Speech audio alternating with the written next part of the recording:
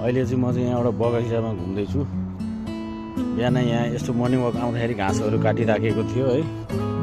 अब अहिले घाँस काटिसकेछन् अनि अब यही बगैँचामा चाहिँ म यसो हिँडिराखेको छु। एक्लै छु गाइस। साथीभाइसँग हिँडौँ भन्नु भने म आफू काम गर्ने वरिपरि नेपाली दाजुभाइ छैनन्, विदेशीहरू कोही पनि छैनन्, कोही अब काम गर्ने त्यस्तो छैन। त्यही भएको कारणले एक्लै हिँडेको छु, बसेको छु। यसो छुट्टी भयो कि गयो, यो एउटा खटारो मोबाइल तेर्सायो, बनायो भिडियो है, हाल्यो।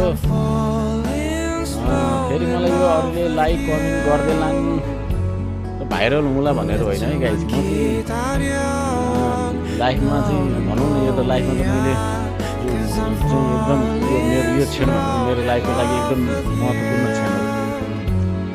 यहाँ आइयो, भलै पैसा कमाउनु नसकिएला, पैसा कमाउनु सकिएन होइन, भलै परिवारको साथ नहोला। एउटा कुरा चाहिँ मैले के अठोट गरेँ भन्नुहुन्छ भने, यहाँ आएर चाहिँ यो सार्वजनिक स्थानमा चाहिँ यो पार्कहरू देखेर, मन भुलाउने बाटो देखेर चाहिँ मलाई गाउँमा गएर चाहिँ मेरो मम्मी बाबाले जोड दिएको,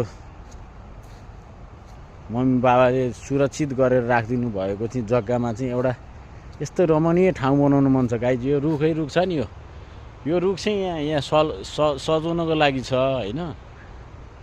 यसको ठाउँमा चाहिँ यो एउटा रातो यो रातो टाइपको एउटा चाहिँ यो रातो टाइपको चाहिँ एउटा लर रोप्ने चाहना छ। अनि एउटा जकरन्डा भन्ने हुन्छ होइन, भँगेरी फुल भन्छ, त्यो नेपालमा एकदम चलिराखेको छ, अहिले भाइरल भइराखेको छ त्यो एउटा। र अनि बाँकी अरू चाहिँ फलफुलहरू हुन्छ नि, अम्बा, स्याउ, नासपातीहरू चाहिँ लगाउने क्या ड्याङ्ग पार्कभरि। अनि त्यहाँ चाहिँ कस्तो भनेदेखि मान्छे आउँछन्, साथीभाइ इष्टमित्र आउँछन्, खान्छन् जान्छन्, आउँछन् खान्छन् जान्छन्, अर्ग्यानिक खान्छन् जान्छन् आनन्दले होइन। त्यस्तो टाइपको चाहिँ मेरो सपना छ है गाइस। अब मर्नुभन्दा अगाडि अब कतिको साथ दिन्छ भाग्यले, जिन्दगीले कतिको साथ दिन्छ है। न अब उमेर नपुगिकन आमा बाउको जस्तै चाहिँ बेलैमा